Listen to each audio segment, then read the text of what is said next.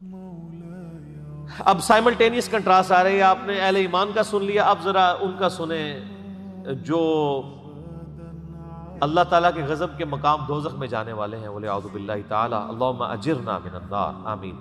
وَأَمَّا مَنْ أُوتِيَ كِتَابَهُ بِشِمَالِهِ, اور وہ لوگ جن کو نامہ اعمال بائیں ہاتھ میں دیا جائے گا. فَيَقُولُ يَا لَيْتَنِي لَمْ أُوتَ كِتَابِيَهْ, وہ کہے گا ہائے افسوس, کاش مجھے میرا نامہ اعمال نہ دے. بائیں ہاتھ میں دینے کا مطلب یہ ہے کہ بھائی فیل, پڑھنے کی ضرورت ہی نہیں.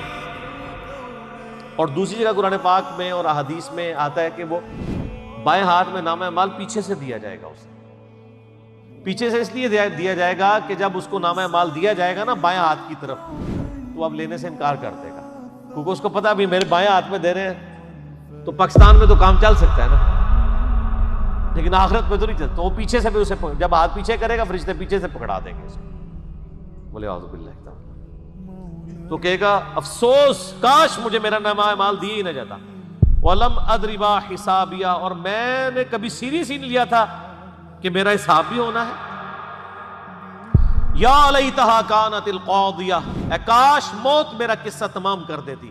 یعنی میں جو مر چکا تھا دوبارہ زندہ ہی نہ ہوتا, نہ زندہ ہوتا اور نہ یہ معاملات ہوتے.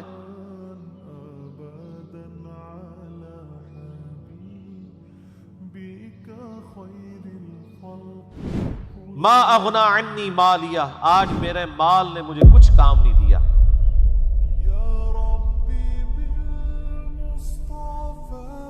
ہلک عنی سلطانیہ, میری بادشاہی بھی فنا ہو گئی. دنیا میں اگر کوئی بادشاہ تھا, کوئی کسی بڑی پوسٹ پہ تھا, سب کچھ اس سے جاتا. اور سر آخرت میں کیا جاتا رہا, دنیا میں ہی جاتا رہتا. وہ انگلش میں ایک نظم بھی ہے, ڈیتھ دا لیولر. ڈیتھ وہ چیز ہے جو ہر چیز کو لیول کر دیتی ہے. کیسے؟ دنیا میں چاہے کوئی بادشاہ تھا, امریکہ کا پریزیڈنٹ تھا, یا وہ کسی فٹ پاتھ پہ بھیک مانگنے والا لاوارث انسان تھا, دونوں مرنے کے بعد ایک لیول پہ ہیں. وہ بھی زمین کے اندر ہے, وہ بھی زمین کے اندر ہے. ڈیتھ سب کو برابر کر دیتی ہے. اگر کوئی کسی محل کے اندر تھا, وہ بھی زمین کے اندر چلا گیا. آپ چاہے اس کا مزار بھی بنا لیں, ہے زمین کے اندر ہی ہے, باہر نکال کے مزار بنانے کا رسک کوئی نہیں لے سکتا, کیونکہ آپ کو جو وہ عقیدوں کی کہانیاں کرائی گئی ہیں اس میں تو رسک لیے ہی نہیں نہ جا سکتا.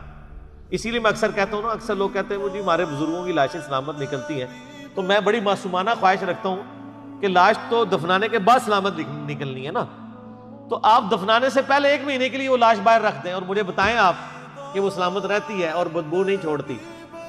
تو یہ رسک آپ کیوں نہیں لیتے؟ یہ لیں اور پوری دنیا کو آپ اپنے مکتب فکر کے اندر لے آئیں. بعد میں جو آپ نے کلیم کر رہے ہیں تو پہلے کر کے بتائیں. یہ رسک آج تک نہیں کسی نے لیا. تو یہ سب کی سب کہانی ہے. اعوذ باللہ تعالی. تو وہ کہے گا کہ کاش دنیا میں میرا معاملہ ہی تمام ہو جاتا, نہ آج میرا مال میرے کام آ سکا, نہ میری بادشاہت وہ بھی ختم ہو گئی. پھر حکم ہوگا اللہ کی طرف سے فرشتوں کو, خذوہ فغلوہ, پکڑ لو اسے اور اس کی گردن میں توپ ڈال دو. ثم الجحیم صلوہ, پھر اسے دوزخ میں جھونک دو.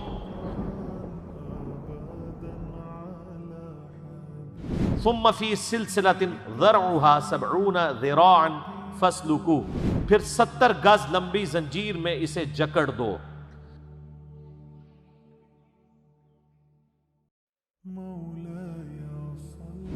یہ 70 تو عدد کثرت کے لیے استعمال ہوا ہے. بخاری مسلم میں حدیث ہے کہ جس نے دنیا میں ایک بالشت زمین بھی کسی کی دبائی تو 7 زمینوں کا توق اس کے گلے میں لٹکا دیا جائے گا, اس ایک گناہ کی پاداش. حقوق العباد کا معاملے کتنے سٹرونگ ہیں. ایک بالشت زمین, یہاں لوگ پورے پلاٹ ہڑپ کر جاتے ہیں اور بھائیوں کے مرنے کے بعد اپنے بھتیجوں کی جائیداد کے اوپر بھی قبضہ کر لیتے ہیں.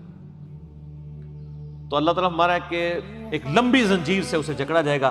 انہ کان لا یؤمن باللہ العظیم, یہ بدبخت اللہ پر ایمان نہیں رکھتا تھا. اچھا اس طرح کی آیات آتی ہے نا تو مسلمان فوراً خوش ہو جاتے ہیں کہ اچھا ایڈا ڈرایا ہے تے کافروں دے بارے جائے, فوراً خوش ہوتے ہیں. وہ سر پورے کا پورا قرآن ہی کافروں کے بارے میں ہے. کیونکہ پہلے اولین مخاطب تو کفار ہی تھے نا. تو میں نے اس پہ بڑا ایک ڈیٹیل لیکچر دیا ہے, مسئلہ نمبر 154, قرآن پاک کی آیات کے حوالے سے کافروں کی آیات مسلمانوں کے بارے میں کوٹ کرنا, مسلمانوں کی آیات کافروں کے بارے میں کوٹ کرنا. تو اس میں ایک معصومانہ سا میرا سوال ہے کہ جو گستاخ رسول کے بارے میں اکثر آپ کو علماء کہتے ہیں نا جی وہ جی گستاخ رسول تو حرامی ہوتا ہے, قرآن میں لکھا ہوا ہے بعد ذالک زنیم. تو وہ جو قرآن پاک میں گستاخ رسول حرامی تھا وہ مسلمان تھا یا کافر تھا؟ کافر, ولید بن مغیرہ. تو آپ آج کل کے مسلمانوں کو کیوں آپ گستاخ رسول کہتے ہیں؟ یہ تو آیات کافروں کے بارے میں نازل ہوئی ہے. پھکی. تو وہ پارٹی جو قرآن کی آیات اپنے اوپر لینے کے لیے تیار نہیں ہے, بتوں والی آیات, یہ کافروں والی آیات, خود پوری دنیا کو وہ کافروں والی آیات فٹ کر رہی ہے بعد ذالک زنیم. اور یہ ایسا فارمولہ ہے کہ آپ ان کا فرقہ چھوڑ دیں تو آپ بعد ذالک زنیم ہے, اور اگر واپس آ جائیں دوبارہ حلالی ہو جائیں گے, اور پھر جیسے ہی آپ دوبارہ چھوڑیں پھر آپ بعد ذالک زنیم ہو جائیں گے. تو یہ کافروں کے بارے میں آیت نہیں ہے, نہیں. قرآن پاک میں جو آیات جس سے فٹ اسے گفٹ, چاہے کافر ہے یا مؤمن. تو ایمان یہ نہیں اللہ پر لاتا تھا, یعنی جو ایمان لانے کا حق ہے. اس کے ثبوت میں سورہ نساء کی وہ آیت بھی ہے, یا ایھا الذین آمنوا آمنوا باللہ ورسولہ, اے ایمان والو ایمان لاؤ اللہ اور اس کے رسول کو. ایمان والوں کو ایمان لانے کی کیا ضرورت ہے اللہ اور اس کے رسول پہ؟ یعنی جیسا کہ ایمان لانے کا حق ہے, صرف اللہ اور اس کے رسول کو نہیں ماننا, اللہ اور اس کے رسول کی بھی ماننی ہے. وَلَا يَحُضُّ عَلَىٰ طَعَامِ الْمِسْكِينِ, اور یہ مسکینوں کو کھانا کھلانے کی ترغیب نہیں دلاتا تھا.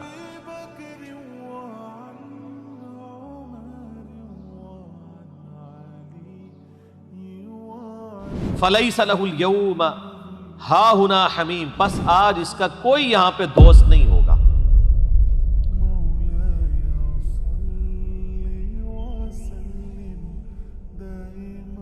وَلَا طَعَامٌ إِلَّا بِالْغِسْلِينِ, اور اس کو کھانا بھی ملے گا تو وہ پیپ زخموں کا, وَلِعِیاذُ بِاللَّهِ تعالی. اس کے سوا کھانا بھی کوئی نہیں. دنیا میں اللہ کی راہ میں خرچ کر کے اللہ کے بینک میں ہمیشہ کے لیے اس نے سٹور نہیں کیا, تو آج یہاں پہ اس کو زخمیوں کا پیپ وہ غذا کے طور پر ملے. اللہم اجرنا من النار. بخاری اور مسلم کی حدیث ہے, نبی علیہ السلام نے فرمایا کہ انسان کہتا ہے میرا مال میرا مال میرا مال, پوری زندگی یہی کرتا رہتا ہے, حالانکہ تیرا مال وہ ہے جو تو نے کھا لیا یا پہن کر بوسیدہ کر لیا یا اللہ کی راہ میں خرچ کر کے قیامت کے دن کے لیے سٹور کر لیا. باقی تو تیرے پچھلوں کا مال ہے جو ورثاء میں تقسیم ہو جائے گا. آپ نے اپنے رشتہ داروں میں قریبی لوگوں نے میں آبزرو کیا ہوگا کہ جب امیر لوگ مرتے ہیں تو پیچھے کس طرح بندر بانٹ شروع ہوتی ہے, اور لوگ اس وقت وہ لوگ جنہوں نے نماز بھی نہیں پڑھی ہوتی کہتے ہیں یہ تو شرعی حکم ہے نا جی, وراثت تقسیم کرنی ہے. وہ شریعت کے اس حکم پہ عمل کرنے کے لیے بےتاب ہوئے ہوتے ہیں کیونکہ دنیاوی منفعت وابستہ ہوتی ہے. تو وہ مال تو پچھلوں کے لیے آپ نے چھوڑا, مال وہ ہے جو آپ نے خود استعمال کر لیا یا آخرت میں سٹور کر لیا, وہ آپ کا مال. وَلَا طَعَامٌ إِلَّا بِالْغِسْلِينِ, اور اس کو کھانا نہیں ملے گا بجوز اس کے کہ اسے پیپ ملے گی. وَلِعِیاذُ بِاللَّهِ لَا يَأْكُلُهُ إِلَّا الْخَاطِئُونَ, جسے کوئی نہیں کھائے گا بجوز خطا کاروں کے. یعنی یہ پیپ جو ہے نا یہ کھانا ہے ہی ان لوگوں کے لیے جو دنیا میں اللہ کے مجرم رہے ہیں, اہل ایمان کے لیے نہیں ہے. فَلَا أُقْسِمُ بِمَا تُبْصِرُونَ, اب یہ وہ نہ آ گئی ہے. میں کہتا ہوں قرآن کا سٹائل ہے نا. اب یہ دیکھیں اس کا لفظی ترجمہ ہے پس نہیں قسم کھاتا ہوں میں ان چیزوں کی جنہیں تم دیکھتے ہو, لیکن یہ نہ الگ سے نہیں, تم جتنے بھی فرسودہ خیالات پیش کر رہے ہو وہ سب کے سب غلط ہیں. نا اقسم بما تبصرون, مجھے قسم ان چیزوں کی جو تم دیکھ رہے ہو, وما لا تبصرون, اور وہ ان چیزوں کی بھی جو تمہیں نظر نہیں آ رہی ہیں, چاہے فزیکل ورلڈ سے تعلق رکھتی ہیں چاہے وہ روحانی دنیا سے فرشتوں کی شکل میں, عذاب قبر کی شکل میں, ان تمام کی میں قسم یاد فرماتا ہوں. انہ لقول رسول کریم، بے شک یہ جو قرآن ہے یہ ایک عزت والے رسول کا کلام ہے، یعنی نبی صلی اللہ علیہ وآلہ وسلم ہے تو کلام الہی ہے۔